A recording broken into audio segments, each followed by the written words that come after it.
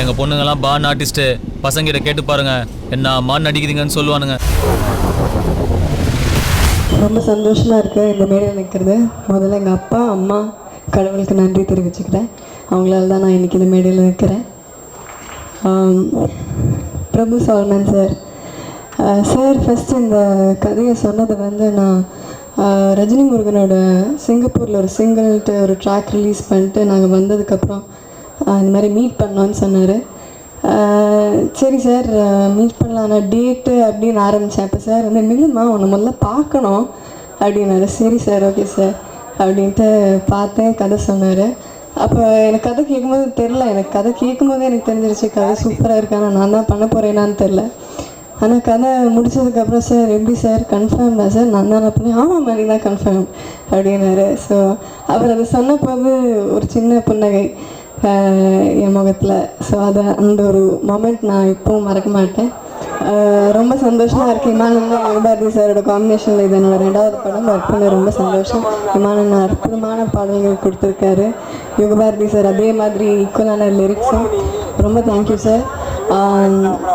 Cameraman வெற்றி சாரை பற்றி சொல்லி ஆகணும். அவர் ரொம்ப கஷ்டப்பட்டு ஷூட் பண்ணியிருக்காரு. பிகாஸ் அந்த ட்ரெயினில் நாங்கள் ஷூட் பண்ணுறதுங்கிறது ரொம்ப கஷ்டமான விஷயம். அதில் அவ்வளோ கன்ஜஸ்டடாக இருக்கும், இங்கே அங்கே அசையவே முடியாது. ஸோ அந்த ஸ்டெடி கேமை வச்சுட்டு பிரபு சால்மன் சார் வேறு அப்பப்போ டப்புன்னு லென்ஸை வேறு மாற்ற சொல்லுவார். ஸோ அவ்வளோ கஷ்டங்கள் நிறைய கஷ்டங்கள் தாண்டி வெற்றி சார் சூப்பராக எடுத்திருக்காரு. அந்த லைட்ஸ் எல்லாம் சுற்றி வர பார்க்கும்போது நிறைய லைட்ஸ் இருக்கும், ஆனால் மானிட்டரில் பார்க்கும்போது அவ்வளோ நேச்சுரலாக இருக்கும். ஸோ தேங்க்யூ வெற்றி சார். அப்புறம் க்ரூ எல்லாருக்கும் இந்த படத்தில் நான் நடிச்சிருக்கிறது எனக்கு காம்பினேஷன் இருக்கிறது வந்து Thambi Ramaiah sir, R V Udayakumar sir, அப்புறம் ஹரிஷ் உத்தமன். ஸோ இவங்க கூட மட்டும்தான் எனக்கு காம்பினேஷன் இருக்குது. படத்தை டப்பிங்கில் பார்க்கும்போது தான் எனக்கு தெரியும் இத்தனை பேர் படத்தில் நடிச்சிருக்காங்கன்ட்டு. அது வரைக்கும் எனக்கு தெரியாது. ஸோ ரொம்ப சந்தோஷமாக இருக்குது, இத்தனை பேர் கூட நடிச்சிருக்கேன். படத்தை டப்பிங்கில் பார்க்கும்போது தான் ஆக்சுவலாக ஏன்னா ஷூட்டில் இருக்கும்போது இவ்வளோ கஷ்டப்பட்டது தெரியவே இல்லை.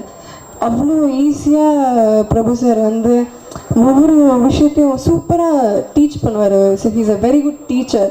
Thank you sir. ஸோ ஒவ்வொரு விஷயமும் அவ்வளோ ஈஸியாக சொல்லி கொடுப்பாரு. அது வந்து அப்போ நடிக்கும்போது கஷ்டமாக தெரில, ஆனால் அதை பார்க்கும்போது டப் பண்ணும்போது தான் தெரிஞ்சது இவ்வளோ கஷ்டப்பட்டு நாங்கள் தாண்டி வந்திருக்கோமா, எவ்வளோ பெரிய விஷயம். அதுவும் ஐ திங்க் 60 to 70 days இவ்வளோ சீக்கிரம் ஷூட்டை முடித்தோம். அதுவும் ரொம்ப சந்தோஷமான விஷயம். அண்ட் காலிவுட்லேருந்து பாலிவுட் போய், பாலிவுட்லேருந்து ஹாலிவுட் போய் இந்த பெர்ஃபார்மர் தனுஷ் சார், ரொம்ப சந்தோஷமாக இருக்குது சார். உங்கள் ஹீரோயினாக நடிச்சிருக்கேன். நான் சாரை மீட் பண்ண ஃபஸ்ட் டே ஷூட்டில் வந்து நான் வந்து இப்படி டைலாக்லாம் படிச்சுட்ருப்பேன், ஆனால் அவர் சார் வந்து அப்படியே வந்து டக்குன்னு பெர்ஃபார்ம் பண்ணிட்டு அவர் போயிடுவார். So and 4th day shooting ஆரம்பிச்சு ஒரு 4th டே அவர் சொன்னார், நல்லா நடிக்கிறீங்கம்மா நீங்கள், நைஸ் அப்படின்னாரு. ஸோ இந்த வேர்ட் தான் சொன்னார். இதை நான் மறக்க மாட்டேன். Thank you so much Dhanush sir. இது ஒரு பெரிய ஆப்பர்ச்சுனிட்டி. சத்யஜோதி ஃபிலிம்ஸ் இவ்வளோ ப்ரெஸ்டீஜியஸான ஒரு பேனர், இதோட அசோசியேட் ஆகி நான் நடிச்சிருக்கேன். எனக்கு ரொம்ப ரொம்ப சந்தோஷமாக இருக்குது. Thank you Thiyagarajan sir. ரொம்ப சந்தோஷமாக இருக்குது. யூனிட் சொல்ல மறக்கவே கூடாது. ஹோல் யூனிட் ஆஃப் தொடரி, டெக்னீஷியன்ஸ்லேருந்து, லைட்மேன்லேருந்து, அசிஸ்டன்ட் டைரக்டர்லேருந்து, அசோசியேட் டைரக்டர்ஸ்லேருந்து, டீ கொடுக்குற பையன்லேருந்து எல்லாருக்கும் என்னோடய நன்றியை தெரிவிச்சுக்கிறேன். இவங்க எல்லாரும் இல்லைன்னா இந்த படம் கிடையாது. நாங்கள் ஒவ்வொருத்தரும் ஒரே மாதிரி தான் கஷ்டப்பட்டுருக்கோம்.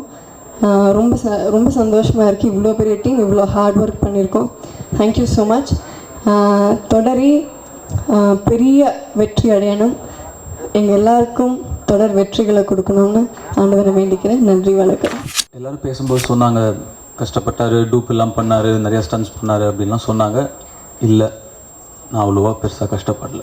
கதை கேட்காம நான் எடுத்த முடிவை கதை கேட்டதுக்கப்புறம் ரொம்ப சங்கடமாக கூச்சமாக இருந்தது. எனக்கு 2004 ஒரு ஆக்சிடெண்ட் ஆச்சு.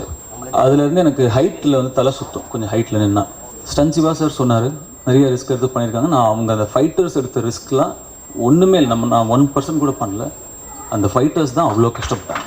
நடுவில் நிறைய பேர் வருவாங்க போயிடுவாங்க. குடும்பம் மட்டும்தான் உங்கள் கூட இருக்கும். சில விஷயம் சந்தோஷமாக இருந்தது, பல விஷயம் ரொம்ப சங்கடமாக கூச்சமாக இருந்தது.